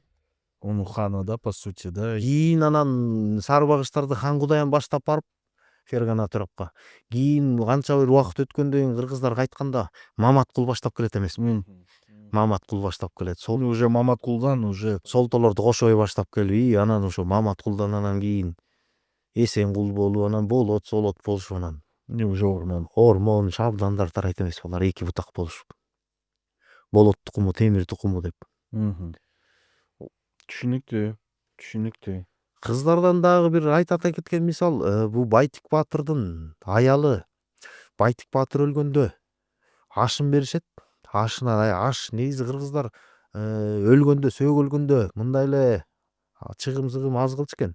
Бирок ашын бергенде көкөтөйүн ашын бергендей берчү экен. Аябай даяр аш. Неважно, 1 жылбы, 2 жылбы аябай даярданып, бүт жерге чабарман жиберип, Байтиктин эмеси Петербургка жанагы Зимний дворецке Александр 3-нүн коронациясына чакырылган кыргыздардан болгон. Ак илбирсти кармоо болуп эмеге алып барган. Ошо Солтодон барып келген. Алда полковник званиясын алып, жана орден Аненков деген орден болгон, тоже Российский империянын. Ошол орденин алган, акчасын алып, ошо барып келген, жер көрүп келген адам болгондон анан Байтик Баатыр өлүп, ашы болуп аткандай, кой Байтик деген не деген эмелерди, эмгеги чоң дешип, аябай чоң аш өткөрүшөт. Анан ошондо балдары ер жетип чоң эле киши болуп калган да. Кыргыздар ал убакта 13 жаш, 14 жаштан эле балдарын үйлөнтүп, короче, эгер адам 60 жашка чыкканда чөбөрөсүн көргөнгө жетишип калчу да. Мгм. Ошондо байтиги ошондо каарлык жетип 60 болуп өткөн. Ошондо балдары деле киши болуп калган, ошо 40ка чыгышып, 45ке чыгыпчы. Мисалы анан балдары ошо ашты өздөрү уюштуруп, бүт эмелерин чуркап жүргөндө энеси улуу баласынан бир эле сурайт. Балам, байгеге, аламан байге болот да основной. Аламан байгеге канча жылкы сайдың байгеге дейт. Атамдыкына мисалы бир вариантта 1000 дейт, бир вариантта 10 000 дейт. 10 000 жылкы койдум дейт. Дегенде энеси айтыптыр. Балам, бир жылкыны алып кой дейт. Эмнеге дейт, таң калып баласы. Ой, байтиктин ашында байгеге 1000 жылкы чабылыптыр деген жакшы угулабы? Же 999 деген узунураак жакшы угулабы дейт экен. Мгм. Карабайсызбы? Ошондо тиги баласы макул эне деп анан ошондой кылып сайып коет экен. Тигил оюндарга, бул оюндарга эмне сайдың десе, аны сайдым, муну сайдым десе, биздин Солтонун бүт малын сай дейт экен. Базарга барсаң багыңан көрөсүң дейт. Кудайдан болсо кайра жылкысы өзүбүзгө келет. Келбесе байтиктин ашында бул полный Солтонун жылкысы берилген деп айтылат дейт экен. Тоже ушундай жылкы койдун баарын байгеге. Анан ошентип полный байгеге сайып ишет экен. Анан багынан болуп өзлөрүнүн күнтүнүнбү, култунунбу бир жылкысы биринчи келип байгени кайра өздөрү утуп алат экен. Өзүндө калып калат экен да. Анан ошондон ошол эне элдин оозунда калат экен. Аябай акылман аял экен, акылман эне экен. Карачы, 999ду аламанга кой, тигиге полный жылкыны кой. Базарга барсаң багыңан көрөсүң. Базар удачный болсо, ошондо кыргыздар ушинтип экен. Базарга барсаң, ойдогудай болсо жакшы кайтып келесиң, болбосо нөл кайтып келесиң дейт экен да. Бүт алдырыпчы. Анан анысыгарындай ошо аялдар жөнүндө сурап калбадыңбы? Кыргыздын көп андай мисалдарчы. Кыргыздын ошо. Жок, ошол сөздүн башталышында аял заты санжырага киргизген туурабы, туура эмеспи деген суроодан баштап туура, ошо мен деле туура деп ойлойм изече. Самое главное, да, соблюдать некие традиции, да, и последовательность, да, вот это от того, что род идет, родоначальником всегда является мужчина, да, а от того, что у него показана дочка, ну, опять же, меня могут обвинить в том, что я лезу не в свои дела, но в целом показать то, что у человека есть дочка, и рассказать о ней хорошую историю, по-моему, классно, потому что, ну, вот смотрите, да, последнее время очень часто копаюсь в биографиях известных личностей. И, ну, вот развитие, да, вот это ускорение нашего времени, которое произошло вот буквально там 100 лет назад, да, когда мы начали активно развиваться, все наши страны, у нас появилось очень много замечательных актрис, певиц, спортсменок, ученых, да, причем ученых в разных отраслях. Это и история, и филология, и математика, и физика, и химия, кого только нет. Замечательные хирурги, да, замечательные медики, замечательные там, ну, столько классных лиц, о которых хочется часто рассказать, и иногда мы встречаем такие не очень, ну, подходящие для нас, да, то есть с нашими целями не сходящиеся вопросы, и сегодня мы их обсудили. Так или иначе, хочу сказать, что вообще сам вопрос нации или проживания людей, он никак не связан с развитием этих людей, да, с мыслительными способностями, да, это просто тренировка, по большому счету. Да. Там, ну, сейчас, конечно, меня могут обвинить там в расизме, да, но, грубо говоря, если мы возьмем американских негров, которых, ну, там, селекционным методом, да, Да. путем там, Скрещивают, да, да? постоянно, да, и они постоянно работали, да, вывели там нынешних там афроамериканцев, да, там, ну, ты посмотри, да, Джорданы всякие, Шакилы, Да, Ванилы, да, Ну да слабые умерли же Да, просто в вроде троллих как. условиях. вроде Сильные раз, да. остались. А смотришь там где-нибудь в Африке, там разные они все, да, и тут то же самое с мозгом, да, он тренируется, и замечательных людей будет только становиться больше, о них должны мы знать, и на них должны мы равняться, поэтому мы в ближайшее время переработаем вообще весь экран поиска, мы уже знаем его проблемы, ошибки, мы улучшим поиск и дадим возможность прям уже людям по категориям, по профессиям, полноценно, да, по направлению деятельности людей смотреть, кто есть кто, какие были люди. Потому что, да, окей, знаете, меня еще что волнует очень сильно. Я вот в интернете, когда смотрю какие-нибудь передачи, сторисы, рилсы, ну, сейчас все клепают. Сейчас. Кому или? Да, да. И чат GPT. Да, да, да, это классно. Вопросов с этим нет, но меня печалит вот что мы зациклены на нескольких личностях.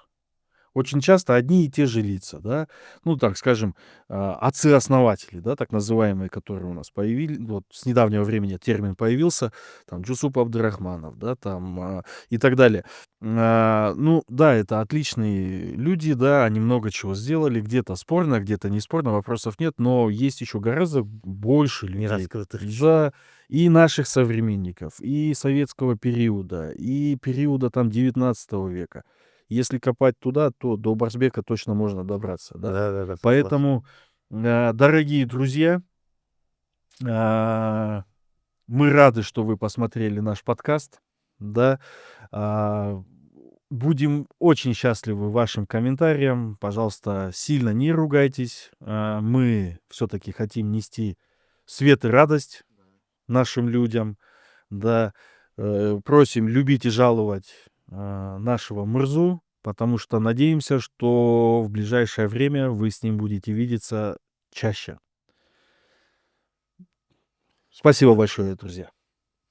Мен эми кыргызча айтып коеюн. Санжыра бул бизге ата бабадан берилген мурас, аманат экен.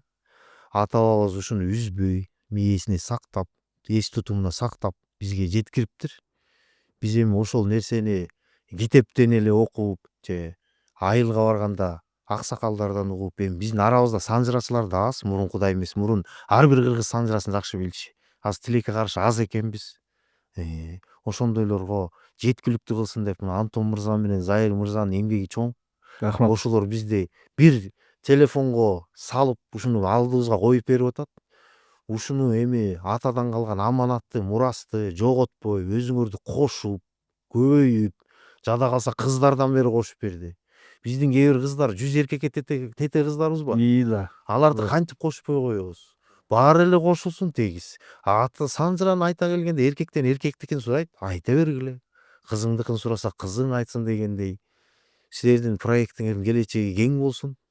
Силерге бир чоң бата, бир дубаларды кылып атабыз, дагы кылабыз. Рахмат. Ушунуңарды аягына чыккыла. Биз эми көрүп атабыз, жарымдап калыптыр. Бирок мындан да жакшы ойлоруңар бар экен, максаттарыңар бар экен. Аягына жакшы жеткиликтүү жеткизип бергиле силерден сураганча. Бул да силерге сыноо. Бул силердин жүк мойнуңарга жүктөлгөн, Алла таалам силерден ыраазы болсун, миң мертебе. Ушуну аягына жеткизип бергиле. Ошо туура кабыл аласыңар деп ойлойм. Рахмат. Рахмат. Это, знаете, вот я недавно в Инстаграме у себя, да, написал, и мне так понравилось это выражение. То, что человек делает для себя, умирает вместе с этим человеком. Туура, потому что санжыра кыргызда, шежире казакта дейт. Ушул эки эл кызыгып айтып жүрөт го, эми аны айтып кетиш керек. Биз кыргыздар эле уникальный эл эмеспиз, казактар да айтып жүрөт санжырасын. Так что ушул эки элге эле жарашпаса калгандарын өтпөйт го дейм, булчу. Жакшы. Что, Джиги, как вам? Мощь. Мощь? Мощь. Давайте. Вот. Давайте.